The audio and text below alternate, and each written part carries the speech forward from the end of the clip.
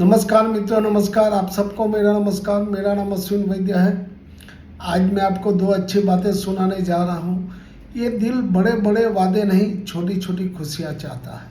ये दिल बड़े बड़े वादे नहीं, छोटी छोटी खुशियाँ चाहता है। ये दिल तुमसे सिर्फ तुम्हारा वक्त चाहता है, ना ख्वाहिश से किसी खास तोहफे की, ना ख्वाहिश से किसी खास तोहफे की, सिर्फ तुम्हारा साथ चाहता है, सिर्फ तुम्हारा साथ चाहता है। तुम्हारी आंखों में बातों में, तुम्हारी आंखों में बातों में प्यार का एहसास ये दिल चाहता है, प्यार का एहसास चाहता है। जब बात आ जाए आत्मसम्मान पर तो आवाज़ उठना जरूरी है। जब बात आ जाए आत्मा सम्मान पर तो आवाज़ उठाना जरूरी है। जब ना करे कद्र कोई तो दूरी बना लेना जरूरी है।